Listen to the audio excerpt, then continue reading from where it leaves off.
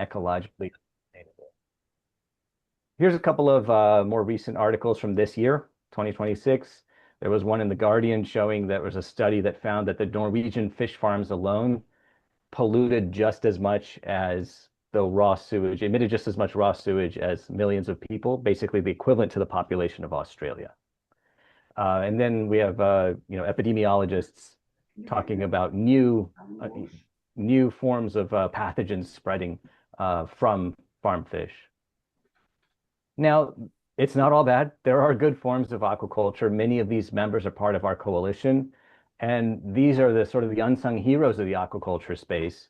And these are the folks who are doing things the right way. And, this is not an exhaustive list, what you see here, but we're looking at, usually happening in state waters as opposed to federal waters. I'll touch upon that in a bit. But we're looking at, responsibly grown bivalve seaweed farming, what in some circles is referred to as mariculture. So, legislative landscape. So I breezed through the 101. We can always answer some questions on that later. So where are we? It's a real big mess at the federal level. And some folks on this call will touch upon what's happening specifically in the Gulf of Mexico. But the folks behind the industry groups that are pushing for the ramping up of industrial fish farming in federal waters have been trying through all different branches of government. They've pushed through Congress. They've been repeatedly trying to get bills passed. The most recent one is called the MARA Act, and I'll mention that in a moment. They've tried via agencies, in this case, NOAA, or what some folks know as NMFS, National Marine Fisheries Service. They've tried to do it through fishery management plans, but fortunately, the courts, in fact, in this case, it was the Fifth Circuit Court of Appeals. So this was a Gulf case, Gulf Fishermen's Association versus NMFS. Fortunately, the court saw right through NOAA's plan to try to call fish farms the same thing as fishing. Obviously, they're very distinct practices, but that was the argument of the agency trying to use MSA, which is known as the Magnuson-Stevens Act, as an excuse to basically build out these fish farms. Court said no to that. In Trump's first term, he issued Executive Order 13921 in 2020. There'll be some folks on this call that'll talk more about what aquaculture opportunity areas or AOAs are all about. That comes from that Trump EO. What I want everybody to be aware of is that to this day, there is no law right now that authorizes NOAA to permit or regulate aquaculture in U.S. federal waters. They're trying, but it's not there yet. So what is the MARA Act? This is the bill that's in consideration with both the House and Senate right now. It is not a research bill, despite its title, but it's like a commercial scale finfish farms. And in fact, it says commercial scale in the law, or in the bill rather. And it's really a foot in the door technique. Again, it's not research, but they make it sound that way. There is no sunset provision. They're not trying to actually find out anything. So there is no sunset provision. There's no way to remove the fish farms once they're in the water, because that was never part of the plan. There's very loose standards that focus on best practices, but the minute there's an escape, there's disease spread, there's interbreeding with the wild stocks, that's your problem. There's nothing that requires the company to clean any of that up. And there's many, many other provisions that are problematic in it. But in the interest of time, I'll move forward and we can always talk about that more later. Who's behind it? It's, again, the same folks that are behind land-based equivalents of this. You see a trade group called Strong America Through Seafood, made up of, big ag and big pharma, and I'll show you a slide more on them. There are some groups that are sort of the apologists for that. Some of them bill themselves as environmental groups, and they'll come in and say, oh, this is going to help save the world and feed the world. There are many reasons, as you saw earlier, with the mathematically and ecologically nonsensical fish in, fish out ratio, that doesn't hold water. And they coordinate on hill fly-ins. This is the trade organization known as Strong America Through Seafood, and it's showing you, these are all members. Their reputations speak for themselves. And then this is taken the screenshot from their pro-MARA letter. So they're in favor of that bill I mentioned. And this is like the prominent corporations that they display first. Fortunately, there's pushback across the nation. So we were part of organizing this letter of over 420 entities. So we're talking about fishing families, grassroots environmental organizations like river keepers and water keepers, family farm groups, foodies. Some states had almost, it felt like every fishing vessel signed on to it. And this is very much a people versus corporations dynamic. It's pretty hard to ignore it once you really look at the list of signatories on their letter versus our letter. And in the next slide, I'll show you some of the logos we have on ours. I do want to flag that this letter is also an endorsement of two other pieces of legislation that I'll get to right after. And so here's, part of the opposition to the Marine Aquaculture Research Act. These are just a few of the logos there. We do have major environmental groups and fishing groups joining hand in hand to push back against this extractive industry.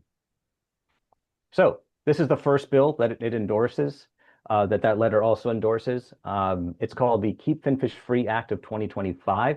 It is still live right now in this Congress. Senators Dan Sullivan and Cory Booker came forward with this bill. It is a repackaging of a bill by the same name from the late Representative Don Young. It was just strengthened and introduced in the Senate, and it would basically prevent any federal agency from permitting fish farms in federal waters without an act of Congress. It's almost like you shouldn't have to say that, but unfortunately you do. And it would also stop taxpayer money for us subsidizing these fish farms in our own waters when the public does not want them. And some other folks on this call will talk more about public opposition. Finally, here's this is what I would call a no-yes bill.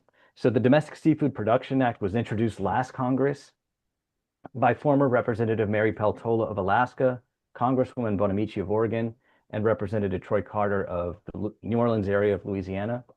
And this bill houses Keep Finfish Free inside of it, so helps protect communities from that, but also provides them with something a little more exciting in terms of filling in a bottleneck that currently exists, where maybe you previously had a processing company that was processing seafood for all the local fishing families, and then they dried up.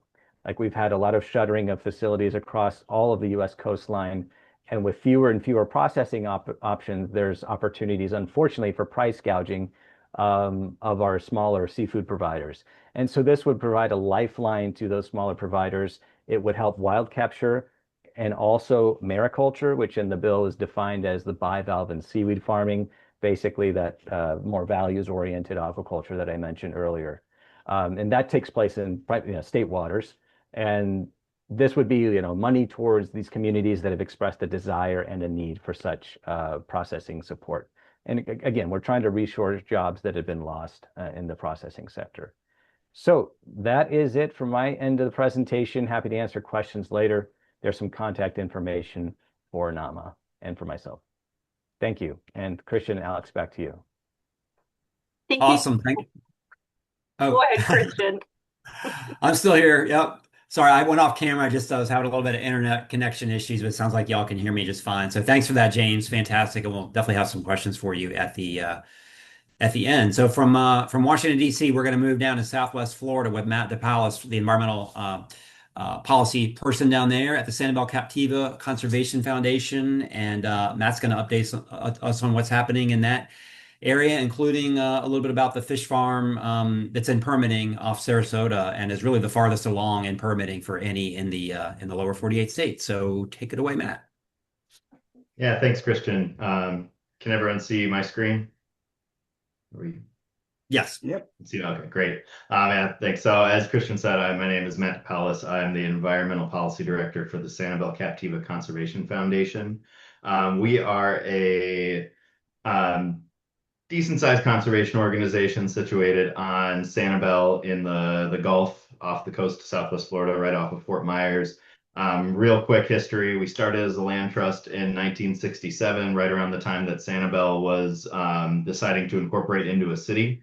And since then, we've ballooned into a much larger, wider, and deeper organization. We have an active marine lab. We have adult and youth education. We have wildlife habitat management. We have wildlife management itself. We have one of the longest sea turtle monitoring programs in the world. And then at the end of all that pipeline is the policy department where I sit. We do a lot of advocacy around these issues and really anything in service of protecting and caring for Southwest Florida's coastal ecosystems.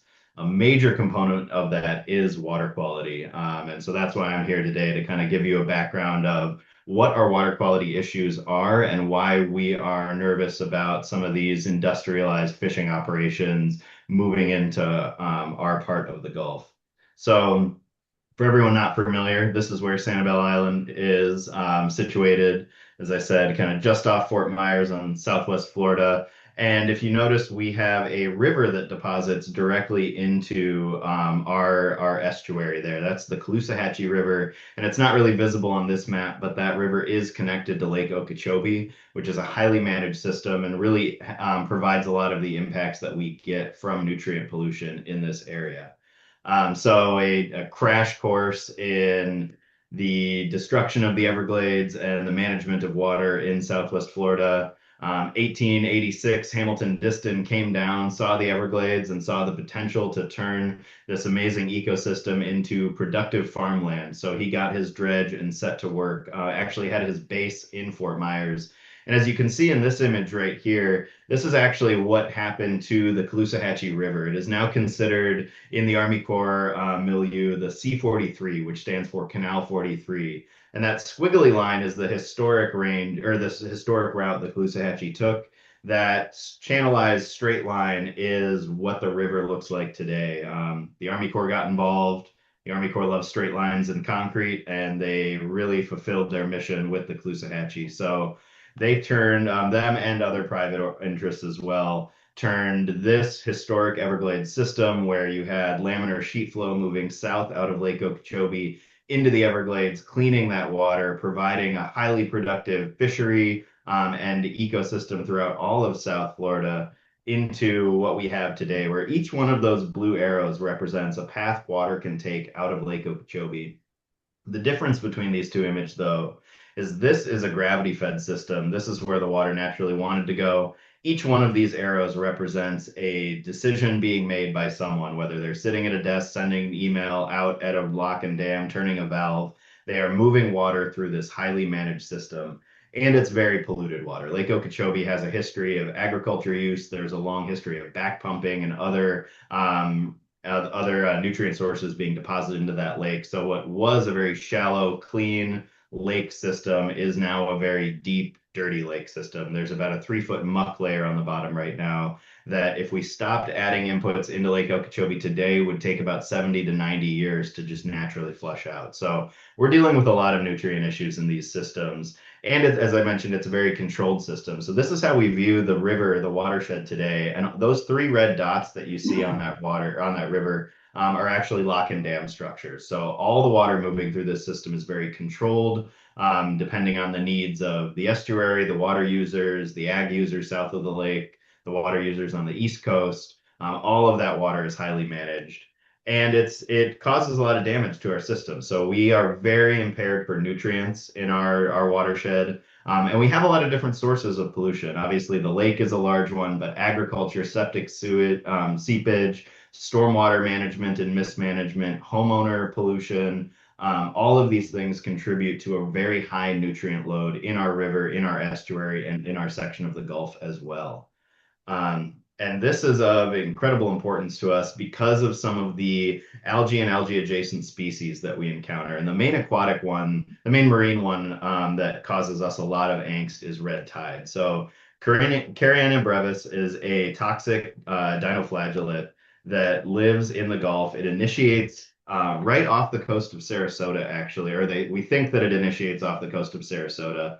It feeds on nutrients, and it is natural in the system. So you'll hear that a lot of people saying, well, red tide is naturally occurring. We've seen it forever. There's actually instances of red tide being described in conquistador journals from when the Spanish were exploring this area. So it is really a naturally occurring organism. However, the scale that we're seeing it today is completely foreign from anything we saw throughout history. The intensity of these blooms, the duration of these blooms, and the toxicity of these blooms is really unlike anything that these systems evolved to be able to handle.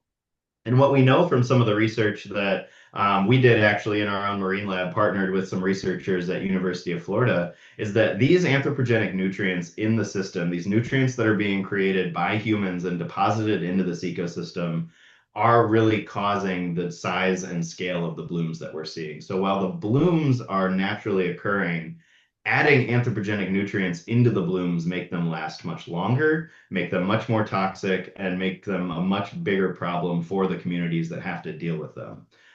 The way that this Carina brevis organism works is that it can bioaccumulate in the system, in the organisms within the system, and persist in the system itself. So if you go and you take sediment cores months after a bloom have occurred, you can still generally find this organism present in the seagrass, in the sediment.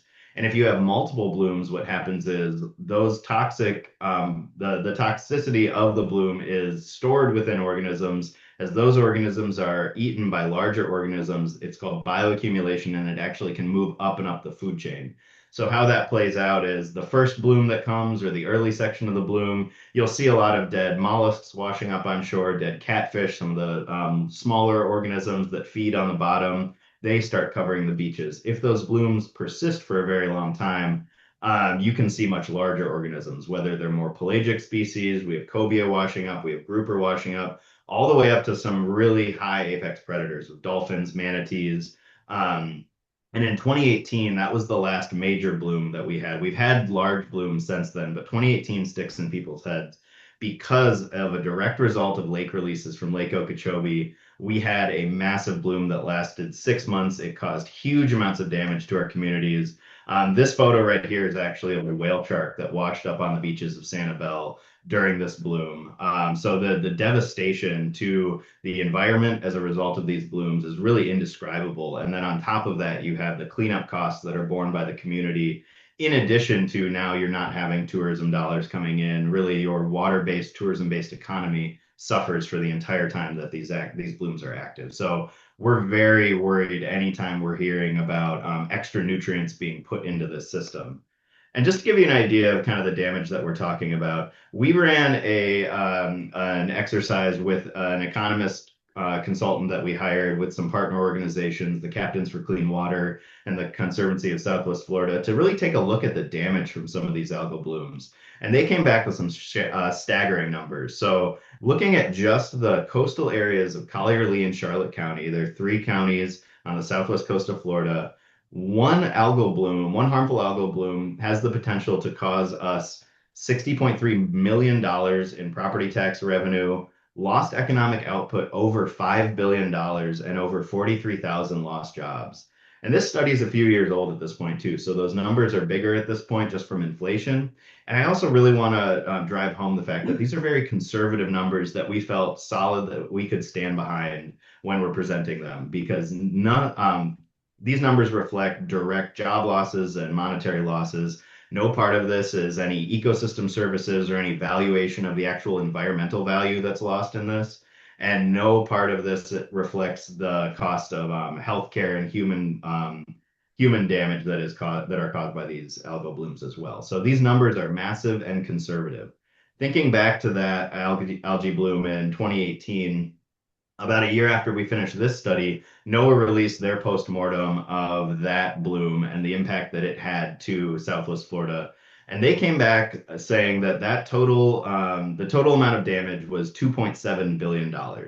So when we're thinking about a harmful algal bloom of the scale of 2018, one that impact all of our coastal communities down here, shut us down for months, and then we think that that's about half the damage that we could be suffering in the worst one of these, it gives us pause anytime we hear anyone trying to put anything that could cause more pollution into this environment. Here's a nice graphic that kind of runs through all that. So that's why I'm here today, because we recently had a permit of the Valelia Epsilon project move through the EPA. So on July 1st, the Ocean Air Company received their final NPDES permit, the National Pollution Elimination Discharge System permit for this project, this pilot project that they're running. So this is a aquatic animal production facility. It's one of those concentrated animal feeding operations that James mentioned previously. And it's sited right where this red dot is. So Sanibel Island is still circled there. And if you notice where that red dot is, about 45 miles southwest of Sarasota, this is exactly where we think the red tide initiation zone is. So you're putting what is going to be a large nutrient source directly in the area where this nutrient craving diet or dinoflagellate lives and initiates. So if you have a red tide that is forming in these areas and strengthening in the areas, by the time it gets down to us on Sanibel and then also gets the added anthropogenic nutrients that are coming down the Caloosahatchee, we think this is a perfect opportunity for a very risky situation for all of Southwest Florida. So this project specifically is a pilot project. It's only going to be one of these cages. It's going to be situated at 130 feet of depth. They have made some recent changes to the permit. So if you've been following this project from the beginning, it's been going on for about 6 years now, 8 years now. They were originally looking at some jack that they were going to put in here. They had a swivel mounting system on the bottom. They were using copper wire. They've changed that now, so now it's going to be red drum. They're using monofilament caging, and it's a stationary mooring point on the bottom on a grid system. So they've made some minor changes because their first permit was rejected, but overall, this still seems like a very badly sited project for the situations in the Gulf. Now, this is a demonstration project. They've had previous trials of a system like this. However, they did it in Hawaii, and there's a large difference between putting a project like this in the open ocean next to a seamount where you have a lot of flushing versus the Gulf, where you have a much more contained amount of water. You have all of these anthropogenic nutrients that we talked about before. So whether or not there is any place that we can cite these, that's a discussion that we can have. But we know that this right here is not the spot that we should be putting any of these CAFOs in. So we mentioned previously too, when James was talking about the MARA Act, contained in that MARA Act, or it contained within MARA Act, there are the provisions that would allow for more of these trials to be taking place much easier. So that's another reason to really call any of your elected representatives that you might have a relationship with or know the phone number of and express your displeasure with that specific act. So the EPA permit was issued in July 1st. And if you read through that permit, there's not a lot of monitoring that's going to be taking place, even for a national pollution discharge elimination NFD's permit. So there are a lot of best management practices or BMPs that are required. These historically don't come with a lot of verification. It's a lot generally built on the honor system. Our impaired waterways here in Southwest Florida, the Caloosahatchee specifically, have a lot of BMPs that are supposed to be protecting our waters and cleaning up the nutrients out of them. We're not seeing those actions despite years of BMPs being on the books. So this is another thing that we're pretty worried about. Those are those modifications that I talked about. And so we really have a lot of these same impacts that James laid out, talking about native populations, general impacts to the native fish that are in these areas. But in addition to that, we also have the added concern of having these massive red tides that could cause a lot of issues for us down the road. So I'm happy to take questions at the end. And yeah, thank you. Thanks for that, Matt. Yeah, fantastic. And yeah, definitely think of some questions from Matt and we will take those at the end. So moving on to kind of the rest of the Gulf, I'm going to see if I can share my screen here and get a few photos going. Let's see. How's that? So I think, all of us who do environmental work, and for that matter, so much of the work that we do in our world is really place-based. And so I think about the place in which I live here along the northern Gulf Coast, and I live in Pensacola, Florida. But really, this part of the Gulf, really from Alabama over to a little bit southwest of Tallahassee, is really an area of these incredible sand beaches, world class, with that white sand and that blue-green water, and really a defining part of our lives here and our culture here, and certainly the environment. And so this is what I think about when I think about the Gulf Coast where I live. When I think about the Gulf of Mexico, this is sort of the image that comes to mind, and something that to me is threatened by industrial scale finfish farming coming here to the Gulf. I travel around mostly in Alabama and Northwest Florida, but sometimes beyond and the rest of the Gulf Coast. And when I talk to people, I generally get negative images from people or negative views from people about what they've heard about aquaculture. And these are just people that are general consumers of the news, right? They watch television, they listen to the radio, they read the newspaper, they read online. But they see the articles that come along about some of these problems that industrial scale aquaculture has created in Canada, in Scotland and Norway and places like that, where it has been done at a very large scale. And again, these are just people that are just generally consuming the news and hearing about things generally, not necessarily environmentally or environmental advocates. And so I generally hear negative things from people, I think, just from what's been in the news. And increasingly, I think we're seeing more and more of a reaction from people here on the Gulf Coast as the threat gets closer. And so Justin Soleil is a former oil worker, former commercial fisherman in South Louisiana, a member of the United Home and Nation tribe. He recently authored, just in the last week, a piece in the Times-Picayune there in New Orleans. And he is warning about how this is a threat to the culture that they have in South Louisiana and to the environment there that's already suffering from so many different things, whether it's the oil and gas or nutrient pollution that I'm going to talk about in a moment, the loss of the wetlands there in South Louisiana, which are really the nursery. So for so much of the Gulf of Mexico, just this incredible immense protein factory there in that Mississippi River Delta that just cranks out the fish and the shellfish.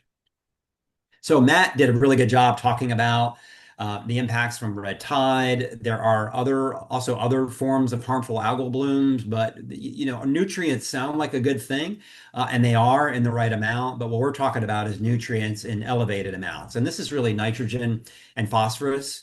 And this is what turns the water murkier, greener, and browner and cloudier than it should be historically, as it fills up with plankton that are really fueled by nutrients. And so these harmful algal blooms often result in fish kills because when these tiny plants in the water multiply en masse, they eventually die en masse as well. And those bacteria rob the oxygen from the water. And so we get those fish kills. And this happens, as Matt had talked about, with red tide in Southwest Florida, but it also happens in other parts of the Gulf with what we'd call hypoxia or low oxygen levels. And the very famous one, when people talk about the Gulf dead zone, that happens every summer, this is sort of what that looks like. It's forming right now, or it's really we're in the midst of it right now. It happens every summer. And Louisiana State University predicts the size of it every year. I think it generally ranges between about 5 and 8,000 square miles. I think they predicted somewhere in the 7,500 square miles or so range, I think, this summer. And so that is happening right now, and that is really a result of these excess nutrients, largely in this case coming down the Mississippi River, and mixing in that very, very warm water in the nearshore areas there, and causes, again, that explosive growth of algae, and then subsequently the explosive growth of bacteria that rob the water of oxygen. And so these are very, very low oxygen levels. And if you're an animal that can move, then you get out of the way. But the ones that can't get out of the way, like oysters, can perish. And these types of hypoxic zones happen all along the Gulf Coast at a smaller scale in our bays, seasonally in the summer when it's warmer water holds less oxygen, and that's why that happens in the summertime. And so these are areas that are already getting too many nutrients. And I think one way to think about nutrients is to kind of use a medical term when we think about uh, acute versus chronic. And so I think we can have both with nutrient pollution. And so when we have a dead zone like this or the red tide that Matt showed, that's really acute, right? It's immediate harm. Animals are dying. Really, the longer term thing is those chronic issues where we have these elevated nutrient levels and elevated levels of primary productivity, plankton in the water, that cause just generally lower oxygen levels, less light penetrating to aquatic grasses. And these are very common situations that happen along all of our bays. So it's sort of like for our bays, it's sort of and waterways, it's sort of like having diabetes, right? It's just this general malaise. It shortens their lives. It's not an acute condition, but it's a chronic condition. And EPA has recognized when they studied all the estuaries all along the Gulf Coast that we've got to figure out ways to put fewer nutrients in the water because it is causing both acute and chronic issues. And I think EPA had estimated about 83 of the estuaries across the Gulf were either in fair or poor condition as it relates to what we call eutrophication, which is those excessive levels of nutrients. So just updating you on something that's happening more recently, just in the last year or so, there's an experiment going on off the Alabama coast. So not far from me, off about 2 miles offshore from Dauphin Island, Alabama. Integrated multi-trophic aquaculture is the kind of the formal name for it, but it is a pilot project with one floating cage system with a couple of sections for red drum or what we'd call redfish, combined with some other organisms, and this is where the multi-trophic comes into play. So oysters are contained within this, along with a form of marine algae or seaweed. And the idea is that the industry and people working on aquaculture have recognized that nutrient pollution is a problem with this large scale aquaculture, and so this is an attempt to try to mitigate that some with the marine algae being able to take up some of the excess nutrients, and also the oysters as filter feeders being able to do the same. I think the challenge is that when you do this in open water, the water flows so quickly through here that all of that excess feed and the waste coming from the fish does not necessarily stay right there in that small system there close by where the oysters and the algae can work on it. A lot of it is pretty quickly being carried away by the tides. And one of the best studies I've seen just in the last several years looking at these systems found nutrient removal levels of more around the 40 to 50% range. So it's not even close to being able to capture all of it. And again, these are systems that typically have too many nutrients already. And so inevitably that leads to the conclusion that these are systems that would add more nutrients to systems that already have too much. But these experiments are going on. This is a new one for the Gulf Coast in trying to see, and it would be interesting to see the results of that and what happens there on the Alabama coast. So I do want to move on toward aquaculture opportunity areas, which is something that was going on the last several years. Many of you may have sent in comments and reviewed this while this was going on. NOAA proposed these AOAs or aquaculture opportunity areas as places in the Gulf where that were selected because they would hope that if aquaculture is sited there, it can avoid conflicts with other user groups and environmental issues, say areas where there's hard bottom or habitat of some kind, or areas of high shrimping or commercial fishing going on. So it's an attempt to look at all the different users and the environmental features and try to avoid those conflicts. And so these have been created in the Gulf, and originally they were also supposed to be located off Florida, but in the end, you just see those four green dots in the Western Gulf. And so what NOAA has come up with in the end are four aquaculture opportunity areas totaling about 4,500 acres off the coast of Texas. And those were designated I believe about 2 years ago. And I'm not aware of any particular progress or anything moving along with those, but those are areas where potentially a private operator could site an aquaculture operation in an attempt to try to avoid some of these other conflicts that might come in other places. So there was a public comment period during this time, and there was pretty strong opposition from people on the Gulf to creating these AOAs, about 80%, according to the scoping summary that was published. I mentioned that Florida originally was included in this. There were supposed to be AOAs off Florida, but in the end, it ended up being the military that opposed that because of the testing and training that goes on in the Eastern Gulf, and then allowing these floating fish farms offshore would potentially get in the way of their ability to conduct operations offshore. And most of that's out of Eglin Air Force Base up here in Northwest Florida, where I live. So I do want to, just as we take this in for a landing on my side of things, and then we get Melvin up here. I do want to talk about Matt talked about Willala Epsilon, but the next fish farm proposed for the Gulf that's kind of farthest along in permitting is one from off Pensacola Beach called Manna Farms. Manna is the name of the company out of Long Island, New York. And this is a fish farm proposed to be located about 20 miles offshore from Pensacola Beach. You can see the little arrow there. It's a little bit hard to see, but pretty much in the middle of the screen there, there's a little kind of chopped off rectangle showing where that would go, where that would be located. And this is going through permitting as we speak. This is sort of an image of what the cage system would look like, and the ability to be on the surface and also to be submerged with various anchor lines, which are mostly nylon system in place to hold that in place. Always a concern about how strong that is with the hurricanes, obviously, that we get here in the Gulf. And as I mentioned, it's in permitting now, which has been going on for actually several years now. The agencies have said that there will be public comment periods and public hearings at some point when they're ready for that. But I don't have any new information on when that might be, other than it could happen at any time now, and the agencies are working through that permit application. I'll certainly keep all of you informed on that through through Healthy Gulf if that moves forward, and if there are public hearings, we'll certainly let everybody know.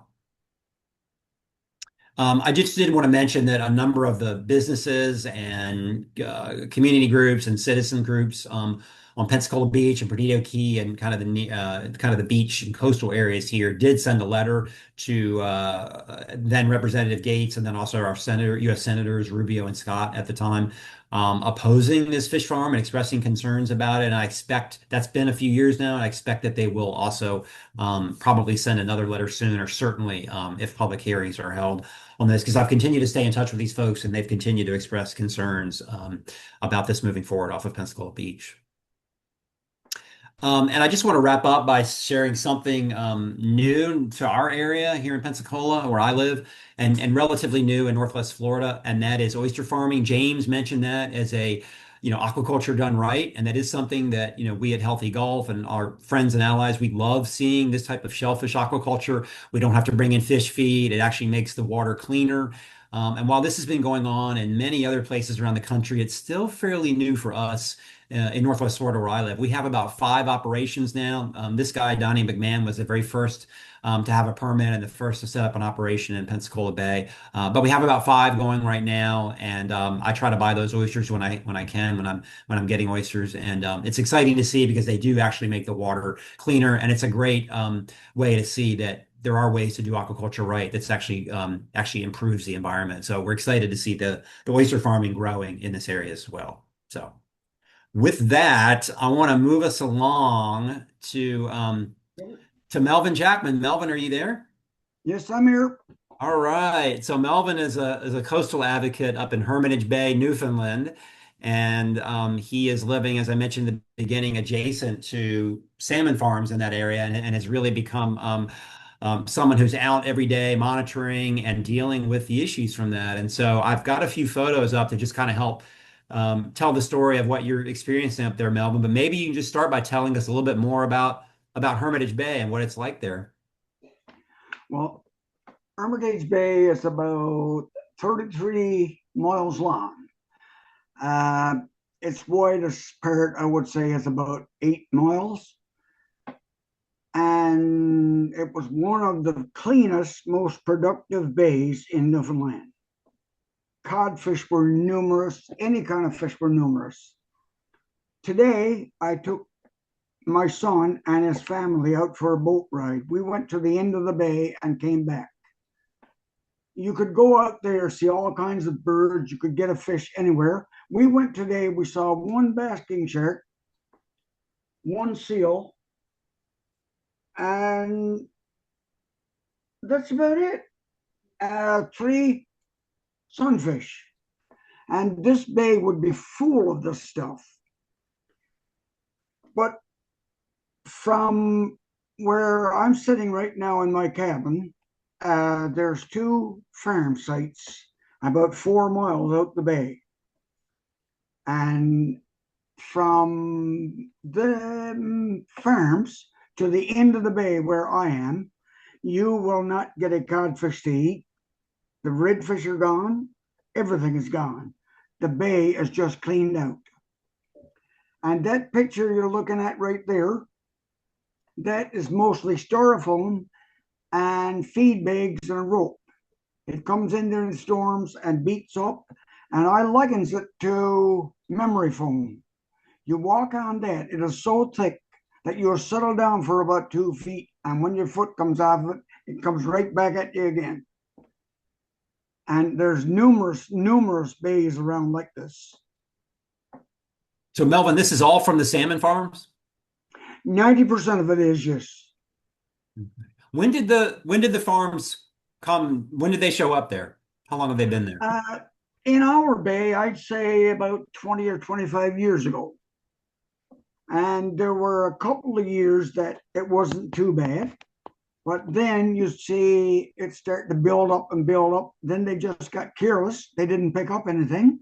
So I would say that 90% that comes in is dumped over the side. They just That's don't care. that's They're not certainly monitored. that's certainly not legal in Canada, right? But they're getting away with it, or They're getting away with it. I've contacted government. I've contacted industry. I've been at this now going on almost 11 years picking up their garbage. And I can go out there right now and I have an 18-foot boat. I can carry a good ton in it. And I can load that boat in an hour and a half by myself. And I am 74 years old. That's how bad it is. what? In addition to all this marine debris, what are the other changes? You mentioned not seeing the fish and the life that should be there. How do you attribute that to the impacts of the salmon farms, Well, or do you? last year they had a huge die off in our bay here. And after a little while, when they started to move it, there were months and months getting it out of the cages. The bay looked like it was a really pale, milky color. And I went down on the beach one night because I used to see a lot of dead crab on the beaches in the mornings. I went down on the beach one night and there were all of these crabs just crawling ashore and staying there dying. So I don't know. I'm not a scientist. I don't know what was happening, but I know it only happens when they get these die-offs. Well, that certainly sounds like a low oxygen or hypoxia event, like we were talking about some Oh, yeah, earlier. definitely. There's no oxygen in our bay. Matt was talking about monitoring and stuff. See, they won't put this on land because it can be monitored. In the ocean, you cannot monitor it. You can't have divers down 24 hours a day checking nets and make sure they're not clogged up with algae and all this kind of stuff, right? And this is what happens. Is this is this your boat collecting some of the debris, or Yep. Yeah, that's a friend of mine. She came down here. She's a bit of an environmentalist on the west coast of Newfoundland. We just went out for a ride because she wanted to look around. This is just stuff we pulled out of the water. They used these barrels and tied them all together. They thought that lump fish were going to spawn in them. They would save the spawn and put them in the cages so as they'd eat sea lice off of the salmon. But it didn't work. So where did the barrels go? They got chopped off and let drift down the bay. what do your neighbors and other people in the community think of the salmon farms? People don't think much of it, but see, we're in a very, very sparse populated area. And a few of the people here work at the farms, and the ones that don't are related to them, so they won't say anything. I am the only one that's doing this. I approached the government and I approached the industry because I've been putting a tank of gas in my boat every week. That's in the warm months for 10 years, picking up this garbage and taking it to landfills myself. They will not even finance me for a $40 tank of gas. Well, you are, I mean, that is a gift that you're giving back to your community. You should not be having to do this. No, And yeah, no one should be having to do that. So, no, no. but thank you for doing what you're doing, and thank you for sharing this with us. I mean, this is the kind of cautionary tale. This is the kind of thing that we don't want to come to the Gulf. I'm sure you wouldn't wish this on us, would you? Oh my God. Uh, what would be the temperatures down in the Gulf? You say, what are the temperatures? Yeah, water temperatures. Well, it gets to be off Pensacola, where I live, about 88 in the summertime, probably in August or so. The water temperature is 88 and even warmer sometimes. Are you kidding? Sorry, that's Fahrenheit. I don't know. I can't do the Yeah, Celsius yeah. conversion. Well, air right now is 56 degrees Fahrenheit. our water. I tested it today. If it goes up to 70 or around there, the fish die off. Salmon cannot live in warmer water than that. That is going to be a disaster down there. If Well, they put so it there, yeah, so it wouldn't be salmon in the Gulf. It would be red drum or redfish, which is a native fish of the Gulf, and there might be some other fish at some point, but it wouldn't be salmon down here. No, mm, it would not. okay. It would not. Yeah, yeah.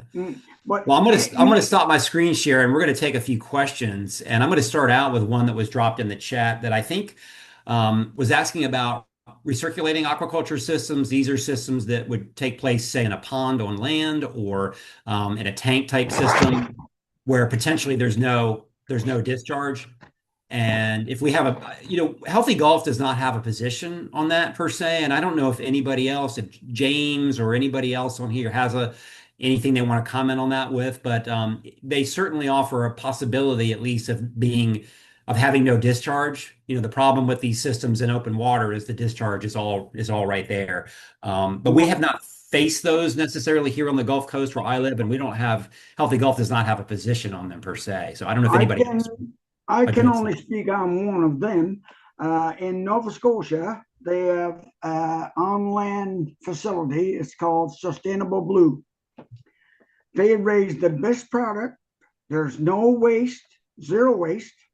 They recycle all of their water and they use the waste and turn it into fertilizer. There's zero contamination. Yeah, thank you for sharing that. So that's a big contrast to what you're dealing with in your backyard, huh? Well, I'll tell you one little quick story. When the Atlantic Salmon Federation got in contact with me, they wanted me to do a documentary with them. So we did it, and a person was telling me that they were dumping a lot of the nits that go into the cages. So anyway, we went with an underwater drone, and we even found cages with cement blocks tied to them so they would stay on the bottom. And when they go around to the cages, if the nits are really fouled up and heavy, they just cut them loose and let them sink. There are literally hundreds and hundreds of nits on the bottoms. My goodness, my goodness. Well, there's another question I wanted to try to get to, and that was about the unsustainability of fish feed, which would be the case whether it's a recirculating aquaculture system or a system in open water, like we've been talking about tonight. And that's an issue. I think James touched on it a little bit in the graphic he showed, showing some of the various issues with industrial scale fish farming. But that is an issue with any kind of fish farming. When you're feeding higher trophic levels, right? You have to go and kill smaller animals, in this case, smaller fish, Yep. and feed them to bigger fish. And James Yep. showed the feed conversion ratios and those issues. For us in the Gulf of Mexico here, the fish is menhaden. There's a big menhaden fishery out of Mississippi where they fish Yep. in Mississippi and Louisiana. I will tell you, the recreational fishermen are the ones that complain a lot about that because those are the forage fish. The menhaden are the forage fish that are needed by the fish they're trying to catch, the redfish and the sea trout. And all of that moves on up through the system, including, marine mammals like dolphins. Menhaden are just prolific, but those fisheries are taking a very large percentage of the menhaden in the northern Gulf, and a lot of that's being made into fish feed to be used in Yep. other places. So that is definitely a They're concern. going to starve out countries. Mm. Simple. They're going to starve countries out. We went to, have I got a second here? Just a moment. We want to get to a couple other questions, but go ahead, Melvin. We went to a small bay called Rhodey Bay when we had the underwater drone. Now, they were raising salmon and rainbow trout there about, I'd say, 12 to 14 years ago. So we went back there with the drone and they say, you move it a couple of years and this will all be gone. Nature take care of it. I would say there is, after 15 years, there's still at least 2 to 3 feet of sludge on the bottom of that bay. They had to get out of it because of pollution. Now they're talking about putting it back in there again, but they don't have to pollute it. It's already polluted. It's all there. The drone went down and stuck in it so tight we had to pull it back out My so it goodness. doesn't disappear. Yeah. Yeah, yeah, no, thank you for sharing that. I did want to ask Matt about just the general, what you hear from the community down in Southwest Florida around Villela Upsilon and just the threat of industrial fish farming. What kinds of things do you hear from the public? Yeah, people aren't excited about it. As I kind of went through, really anything that has a risk of increasing the intensity of our red tides down here is something that we're all very cautious about. And it's not just Sanibel that's impacted by this at all. Really, the whole west coast of Florida feels the impacts of these blooms, and it's really interesting when you watch these blooms. People really think of them as separate events that are happening. So we'll have a bloom in November and then not have a bloom for a while and then we have another bloom in February and it's much worse. But generally, when you're looking at something like that happening, if you actually track the bloom, you can see that it's the same bloom, it's just moving. So this is exactly what happened right after Hurricane Ian down here. Hurricane Ian hit at the end of September. We had a bloom that formed in November, and it was kind of one of those early stage blooms that I talked about, where you see a lot of the gastropods and mollusks washing up on the bottom. Then that bloom left, and it seemed like we didn't have a red tide that we were dealing with anymore. But where that bloom actually went was up to Tampa. So now St. Pete and Tampa area are dealing with this bloom, and the entire time it's intensifying, it's bioaccumulating in the system, it's causing damage up here. And then by February, that bloom had shifted back down to us. And now it's the really strong bloom where we're seeing the grouper, we're seeing cobia wash up on the beaches, some of these predator species. So really, when any of these communities are hearing about what is essentially an underwater CAFO, these concentrated animal feeding operations being put off of our coast, it doesn't necessarily matter where you site it, whether it's not a matter of moving it up to Tampa or moving it closer to Sanibel to spare one community. We're all connected by this issue, and it's the same bloom that's impacting all of us. So down here specifically, we're very worried about anything that's going to be adding another nutrient source because we haven't solved the nutrient sources that we have currently. We're still putting more nutrients into our water from the terrestrial sources. So when we're now conceptualizing around putting another marine nutrient source into the mix as well, it really causes a lot of stress for people down here. Yeah, thanks for sharing that perspective. I've not had to deal with the red tide issues up here in North Florida very much, thankfully. Yeah, it's not fun. No, no, I hope we don't have to. I did want to ask James, just with if you might want to say anything about just the current climate in Washington and whether we would expect anything to happen with any of that legislation this fall. I know typically my understanding is a lot of times in election year, they're just so focused on that, they don't move much through except the bare minimum. But is there anything you can tell us that might be going on in the months ahead as we head to the November election? Or... Yeah, I mean, none of us have a crystal ball, but it is getting close to August recess. And yeah, we are getting close to election season. Some members of Congress are already campaigning. The MARA Act, we had heard rumors was going to go, get marked up and move forward, but fortunately, we've been able to push back on that collectively as a nation. So that was a nice, that particularly that coalition letter that we got together to show members from all coastal districts that no, we are not aligned with, Cargill and the other entities that we had mentioned earlier. I do want to mention on the RAS issue, our partners and allies are all over the place on that issue. One of the problems is that recirculating aquaculture systems are not very well defined. There's no agreed upon definition. So you'll have some of these major operations draining local aquifers, growing fish in crammed environments, and still having the same problems that you have the fish feed that I described earlier.